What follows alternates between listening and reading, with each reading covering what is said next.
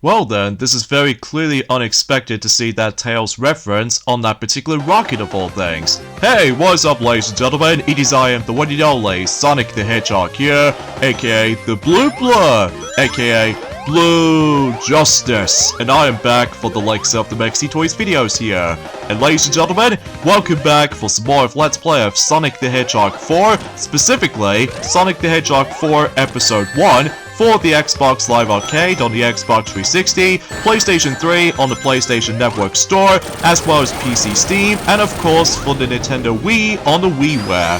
So, last time, we essentially did manage to tackle through two mole zones, representing Lost Labyrinth Zone, as well as the Forms of Mad Gear Zone. In addition to that, we also did manage to able to collect the 7th and the final Chaos Emerald in Lost Labyrinth Zone, and that's clearly because no matter what though, using Supersonic is pretty fun to use, but that's probably because I just want to get this game done and over with before we move on to, you know, Sonic X Shadow Generations coming up at some point in Journey for the likes of 13 days for now. And relatively speaking, I was about the fact that we did those stages no problem, despite the fact that we've come across into quite a few deaths here and there. So that's besides the point. So today, for this video, is about the fact that if you couldn't tell already, we now ended up in the final zone in Sonic the Hedgehog 4 Episode 1, and that's what is going to take place in X Station Zone.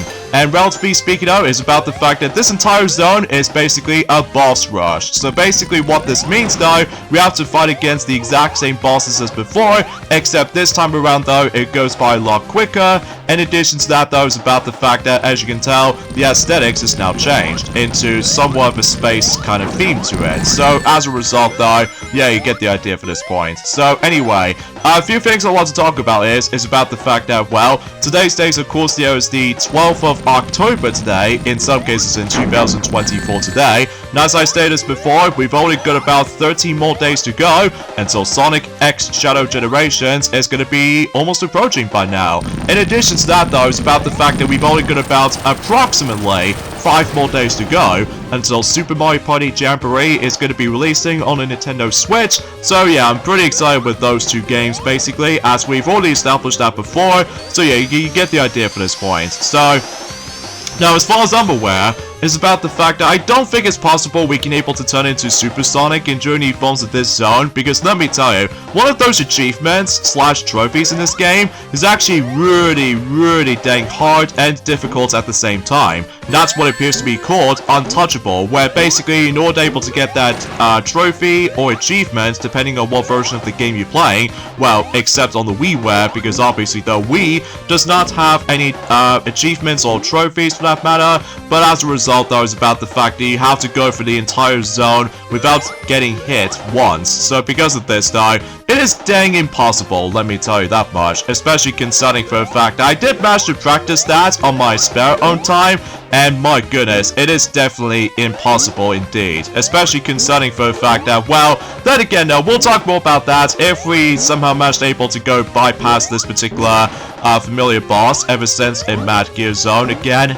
And this time around though is about the fact that Eggman is now tossing the actual spike ball, not able to simply dodge that. So either way though, and it's also worth noting for actually, is about the fact that at this point in time, did you know about the fact that it's been about 5 years ago since My Little Pony Friendship is Magic did somehow end? Not just by the forms of the entire series, but it's also with the forms of Season 9 as well. So generally speaking, I can't believe it's been 5 years ago since the series has been ended, since in 2019. And while looking back on it though, after 5 years, well, I still managed to get a lot of tears even to this day while looking back on it though. Especially about the fact that when we did manage to look back on Journey Forms of it in 2019 for our history, that my first reaction was like, very heartbroken as far as, you know, see the actual story ends, but regardless of everything else though, that particular topic can't wait, because here we go, on to the final boss in Sonic the Hedgehog 4 Episode 1, and so much so, this what appears to be familiar to you if you ever played Sonic the Hedgehog 2 before.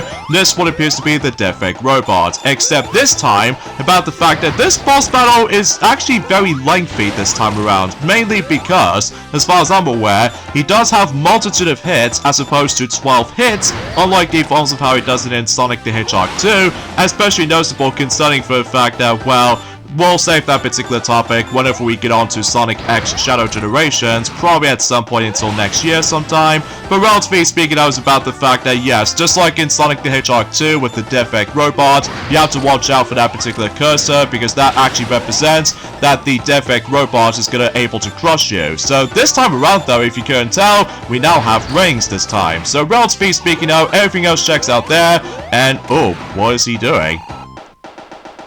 Oh, wait a second, he's actually now onto Rampage mode, and he's covered in electricity, so this means we can't hurt him unless we need to figure out something in order to able to damage him. So, relatively speaking now, it is definitely the hardest boss fight in the game for sure, just because no matter what though, it's the final boss, what you expect.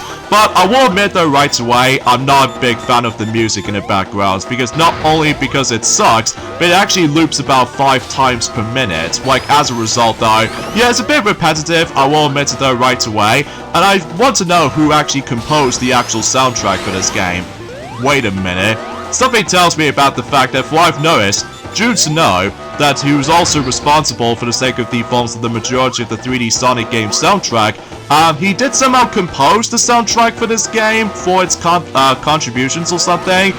Wow, I was not expecting that. Well, generally speaking, I was about the fact that, well, I sort of already know about that ever since the journey folded around a couple of days ago, just before I got back into this game. Well, I do know for certain, for one thing, it has been about 6 days ago since I actually have last played this game for sure. I mean, let's face it though, it's about the fact that we're now on to the final level in episode 1 before we move on to episode Metal, as well as episode 2 coming up. So yeah, as you can see right there, in order to able to actually stun the Defect Robot, despite the fact that he's still covered in electricity, you have to use one of his hands in order to able to actually stun him for a bit. Now once he's actually stunned, basically though is your chance to able to keep on attacking him, unless if about the fact that, oh jeez, I totally forgot about these projectiles, they just somehow come near to us. So well, relatively speaking though, it is a very tricky fight, especially concerning for the fact that, you can imagine about the fact that I don't suppose we're probably not going to get ourselves a massive time bonus or anything else like that. So generally speaking though, it is a very lengthy fight, and generally speaking though, it's about the fact that I was very disappointed about the fact that the final boss is just basically a rehashed final boss from Sonic the Hedgehog 2, except with modern aesthetics. So, but anyways, as soon as you come to the final stretch of the fight, yeah, you have to jump immediately though, because if you don't jump at all, basically though, you get stunned, and as a result though, you will simply just lose a life. Because by the way, as soon as Defect Robot decides to able to crush the platform entirely, that's an instant death. So yeah, you have to watch out for that. So there we go, folks. The final stage has been completed. That pretty much does it for Sonic the Hedgehog 4 Episode 1. So let's watch the actual good ending.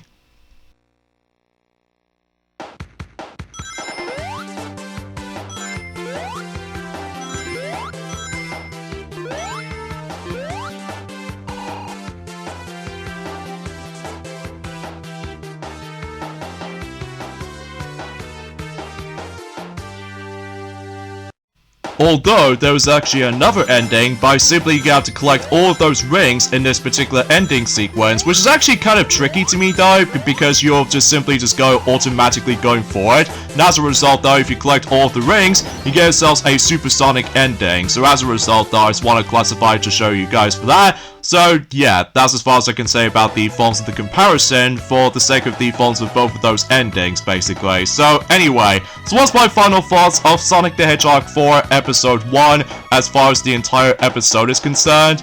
I just did not like the game anymore. I mean, it is fine for what it is, but it's just about the fact that it's not one of the best Sonic games either. Like, for instance, it's about the fact that I will admit though, the graphics are fine for the most part, except there is actually some situations where the graphics in the, well, let's say the grass textures are like plasticky and stuff like that. And on top of all that stuff though, I will admit though right away, the gameplay, it starts to get a little bit worse over the years. Like, I will admit though, the Sonic Rush controls are incredibly jarring, and I still think the homing attack is completely unnecessary. While the levels themselves, while different, are nowhere near as memorable as the previous classic Sonic games, and it's been over-exaggerated by the forms of some gimmicks and springs and speed boosters.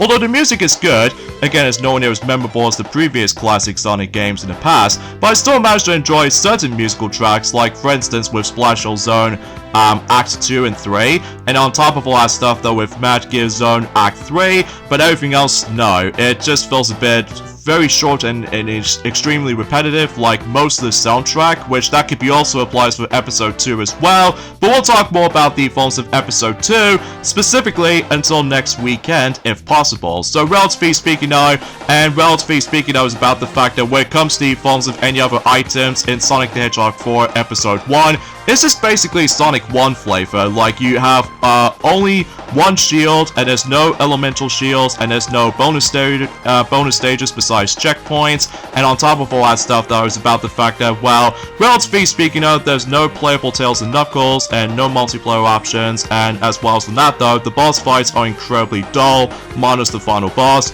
I mean, I just really wish that this game will actually put more effort into it, and I will say this right from the start though, this particular episode, there's supposedly a sequel to one of my favorite games of all time, Sonic the Hedgehog 3 and Knuckles, that I will say that Sonic the Hedgehog 4 episode 1 is, well, pretty soulless. So as a result though, yeah, Sonic the Hedgehog 4 episode 1 doesn't have a soul. So because of that though, I can totally see why about the fact that there's a lot of negativity throughout the years, especially that now we've actually got ourselves some more superior modern classic Sonic games throughout the years now, from the likes of Sonic Mania, as well as Sonic Superstars. Although, despite the fact that Sonic Mania does have a lack of originality, I mean, you mean to tell me about the fact that which one is the true dedicated sequel to Sonic the Hedgehog 3? Well, I won't simply put though, it is definitely Sonic Mania for sure. Yeah, it's no contest, especially concerning for the fact that, after all, for that particular reveal trailer for Sonic Mania, with that particular elevator sequence,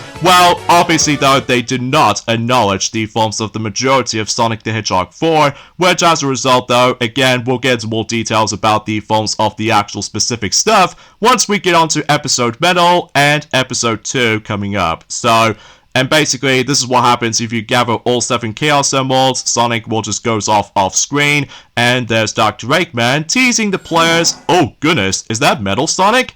Well, that could only be one thing, to be continued. So yes, relatively speaking though, thank you guys so much for watching of our Let's Play of Sonic the Hedgehog 4 Episode 1. So, with that being said, join me next time, as that we're going to be moving on to Sonic the Hedgehog 4 Episode Metal. So as a result though, that'll be up next. So I'll see you guys until tomorrow. I'll catch you guys later.